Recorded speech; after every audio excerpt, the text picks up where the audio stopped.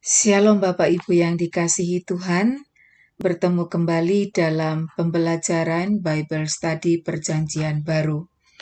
Hari ini kita akan bersama-sama belajar dari Injil Matius pasal 15 ayat 29 sampai Matius 16 ayat 12. Kita akan belajar tentang 4 bagian dari judul perikop yang tertulis di sini. Bagian yang pertama kita akan mempelajari Matius pasal 15 ayat 29 sampai 31. Terlebih dahulu saya akan bacakan ayat firman Tuhan dari Matius 15 ayat 29 sampai 31. Yesus menyembuhkan banyak orang sakit. Setelah meninggalkan daerah itu, yaitu Tirus dan Sidon, Yesus menyusur pantai Danau Galilea dan naik ke atas bukit, lalu duduk di situ. Kemudian orang banyak berbondong-bondong datang kepadanya, membawa orang lumpuh, orang timpang, orang buta, orang bisu, dan banyak lagi yang lain, lalu meletakkan mereka pada kaki Yesus, dan Ia menyembuhkan mereka semuanya. Maka takjublah orang banyak itu melihat orang bisu berkata-kata, orang timpang sembuh, orang lumpuh berjalan, orang buta melihat, dan mereka memuliakan Allah Israel. Nah, Bapak Ibu, perikop ini paralel dengan Markus pasal 7 ayat 31 sampai 37. Dalam perikop ini kita melihat bahwa Yesus menyembuhkan banyak orang sakit. Dikatakan bahwa semua yang sakit yang dibawa kepada Yesus, mereka semua disembuhkan. Haleluya. Kalau di dalam Injil Markus hanya menunjuk ke satu kesembuhan saja, yaitu orang yang tuli dan gagap. Dari perikop ini kita belajar bahwa yang pertama, Yesus memiliki kuasa atas segala penyakit. Tidak ada penyakit yang tidak dapat disembuhkan oleh Yesus. Dan yang kedua, setiap yang sakit yang dibawa kepada Yesus, semua disembuhkan. Lalu yang kedua, bagian yang kedua kita akan pelajari dari Matius pasal 15 ayat 32 sampai 39. Judul perikopnya adalah Yesus memberi makan 4.000 orang. Lalu Yesus memanggil murid-muridnya dan berkata, "Hatiku tergerak oleh belas kasihan kepada orang banyak itu. Sudah 3 hari mereka mengikuti aku dan mereka tidak mempunyai makanan. Aku tidak mau menyuruh mereka pulang dengan lapar. Nanti mereka pingsan di jalan." Kata murid-muridnya kepadanya, "Bagaimana di tempat sunyi ini kita mendapat roti untuk mengenyangkan orang banyak yang begitu besar jumlahnya?" Kata Yesus kepada mereka, "Beberapa roti ada padamu?" 7, jawab mereka, "dan ada lagi beberapa ikan kecil." Lalu Yesus menyuruh orang banyak itu duduk di tanah. Sesudah itu ia mengambil 7 roti dan ikan-ikan itu, mengucap syukur, memecah-mecahkannya dan memberikannya kepada murid-muridnya. Lalu murid-muridnya memberikannya pula kepada orang banyak. Dan mereka semuanya makan sampai kenyang. Kemudian orang mengumpulkan potongan-potongan roti yang sisa, 7 bakul penuh. Yang ikut makan ialah 4.000 laki-laki, tidak termasuk perempuan dan anak-anak. Lalu Yesus menyuruh orang banyak itu pulang. Ia naik perahu dan bertolak ke daerah Magadan. Di sini kita melihat bahwa Injil Matius pasal 15 ayat 32 sampai 39 ini paralel dengan Markus pasal 8 ayat 1 sampai 10. Orang banyak mengikut Yesus selama 3 hari. Mereka setia untuk mendengarkan Yesus bicara. Kok tidak bosan ya? Jika kita bandingkan dengan kita di masa sekarang, berapa lama kita betah untuk mendengarkan firman Tuhan? Bila kita berada di gereja, saat firman Tuhan disampaikan, kita antusias atau kita ngantuk? Kita serius atau hanya sekedar mendengar? Nah, tadi kita membaca dalam perikop ini bahwa orang-orang yang mengikut Yesus pada masa itu, mereka mengikut Yesus sudah 3 hari. Betapa antusiasnya mereka mendengarkan firman Tuhan. Di ayat 33 kita melihat para murid yang diperhadapkan pada peristiwa yang sama dengan pada Matius 14 ayat 13 sampai 21. Mereka sebenarnya sudah punya pengalaman. Tapi dalam ayat ini kita melihat bahwa mereka dalam tanda petik bingung lagi. Pengalaman akan pertolongan Tuhan di masa lalu tidak membuat mereka langsung percaya bahwa saat ini pun Tuhan Yesus bisa menolong. Bagaimana dengan kita? Adakah pengalaman pertolongan Tuhan Yesus di masa lalu membuat kita tetap percaya bahwa jika hari ini atau besok aku membutuhkan pertolongan, Yesus tetap mau menolong? Saya mau katakan, biarlah setiap pengalaman pertolongan Tuhan di masa lalu dalam hidup kita meyakinkan kita bahwa untuk saat ini dan sampai kapanpun Tuhan Yesus tetaplah penolong yang setia. Bapak Ibu yang dikasihi Tuhan, dalam perikop ini kita membaca sebuah kisah yang mengajarkan kepada kita bahwa yang pertama, Tuhan Yesus memiliki hati yang penuh dengan belas kasihan.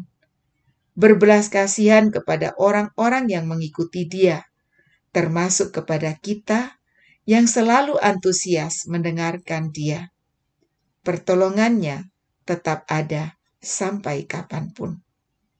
Lalu yang kedua, Tuhan Yesus memperhatikan kebutuhan jasmani para pengikutnya. Dia memberi mereka makan. Bagi kita yang mengikut Yesus, jangan takut kekurangan makanan. Jangan takut lapar. Dia tahu bahwa kita butuh makanan. Bagian kita, teruslah mengikut Dia dengan sungguh-sungguh.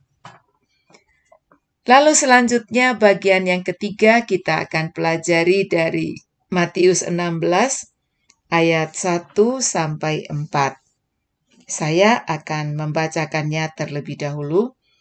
Judul perikopnya orang Farisi dan Saduki meminta tanda. Kemudian datanglah orang-orang Farisi dan Saduki hendak mencobai Yesus. Mereka meminta supaya Ia memperlihatkan suatu tanda dari sorga kepada mereka. Tetapi jawab Yesus, "Pada petang hari karena langit merah, kamu berkata hari akan cerah. Dan pada pagi hari karena langit merah dan redup, kamu berkata hari buruk. Rupa langit kamu tahu membedakannya, tetapi tanda-tanda zaman tidak. Angkatan yang jahat dan tidak setia ini menuntut suatu tanda. Tetapi kepada mereka tidak akan diberikan tanda selain tanda Nabi Yunus." Lalu Yesus meninggalkan mereka dan pergi. Perikop ini paralel dengan Injil Markus pasal 8 ayat 11-13. Sebenarnya orang Farisi dan orang Saduki itu berbeda aliran. Tapi anehnya mereka bisa bersatu untuk menolak Yesus sebagai Mesias. Itu sebabnya mereka terus mengejar dan mau menjebak Yesus dengan pertanyaan-pertanyaan yang bertujuan untuk menjatuhkan Yesus. Begitu banyak mujizat atau pekerjaan yang menunjukkan Yesus adalah Mesias. Namun, karena mereka dalam tanda petik buta rohani, maka mereka tidak mampu melihat itu. Itu sebabnya mereka minta tanda dari Yesus. Kemudian apa yang dilakukan oleh Tuhan Yesus? Tuhan Yesus menegur mereka. Tanda langit akan hujan atau tidak, kamu kenal. Tapi karya-karya yang menunjukkan Yesus sebagai Mesias, kamu tidak bisa mengenalinya. Yesus menyebut orang Farisi dan orang Saduki sebagai angkatan yang jahat dan tidak setia. Mereka adalah orang-orang yang memberontak dan melawan Tuhan. Nah, untuk tanda Yunus atau mengenai tanda Yunus, kita telah membahasnya di dalam Matius pasal 12 ayat 39 sampai 41 ya. Jadi kita sudah pernah membahas itu. Jadi silakan Bapak Ibu kembali mungkin melihat catatan kita yang lalu. Nah, apa yang bisa kita pelajari dari perikop ini? Yang pertama adalah jangan menjadi seperti orang Farisi dan orang Saduki yang meragukan Yesus sebagai Mesias. Artinya, percayalah bahwa Yesus itu sungguh-sungguh Mesias yang telah dijanjikan Allah dalam Perjanjian Lama.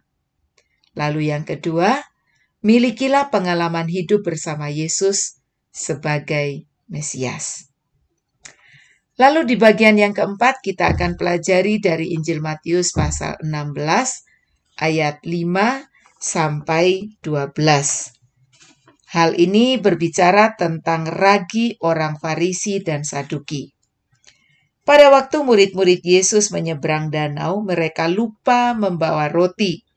Yesus berkata kepada mereka, "Berjaga-jagalah dan waspadalah terhadap ragi orang Farisi dan Saduki." Maka mereka berpikir-pikir, dan seorang berkata kepada yang lain, "Itu dikatakannya karena kita tidak membawa roti."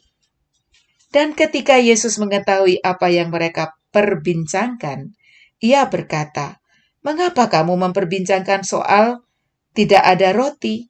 Hai orang-orang yang kurang percaya. Belum juga kamu mengerti? Tidak kamu ingat lagi akan 5 roti untuk 5.000 orang itu dan berapa bakul roti kamu kumpulkan kemudian?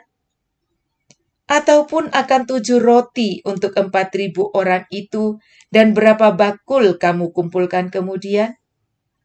Bagaimana mungkin kamu tidak mengerti bahwa bukan roti yang kumaksudkan? Aku berkata kepadamu, waspadalah terhadap ragi orang Farisi dan Saduki. Ketika itu barulah mereka mengerti bahwa bukan maksudnya supaya mereka waspada terhadap ragi roti, melainkan terhadap ajaran orang Farisi dan Saduki. Nah, bagian ini paralel dengan Injil Markus pasal 8 ayat 14 sampai 21. Dari bacaan ini kita melihat bagaimana murid-murid salah tafsir tentang perkataan Tuhan Yesus. Ketika Tuhan Yesus menasehati mereka untuk berjaga-jaga dan waspada terhadap ragi orang Farisi dan Saduki, mereka mengira bahwa Tuhan Yesus sedang bicara tentang roti yang mereka lupa bawa. Yesus sedang berbicara tentang ajaran, bukan tentang roti atau roti yang lupa dibawa. Yesus memperingatkan mereka bahwa ajaran orang Farisi dan Saduki itu seperti ragi yang secara perlahan-lahan dapat mempengaruhi pikiran dan keyakinan murid-murid, sehingga mereka nantinya terpengaruh oleh hal yang salah dan kehilangan yang benar. Apa yang kita bisa pelajari dari perikop ini? Yang pertama, mari kita berusaha untuk mengerti firman Tuhan sehingga tidak salah tafsir. Lalu yang kedua, kita harus hati-hati dan waspada terhadap ajaran-ajaran yang salah. Kita bisa tahu yang salah kalau kita punya yang benar. Firman Tuhan itu adalah kebenaran. Karena itu saya mengajak kita jangan pernah berhenti untuk belajar dan merenungkan firman Tuhan. miliki firman Tuhan yang asli, sehingga kita bisa membedakan ini benar atau ini palsu. Baiklah Bapak Ibu yang dikasihi Tuhan, inilah yang bisa saya sampaikan pada hari ini. Dan saya harapkan nanti kita bisa ketemu di grup WhatsApp untuk kita boleh berdiskusi bersama. Baiklah, selamat bertumbuh di dalam Tuhan. Tuhan Yesus memberkati.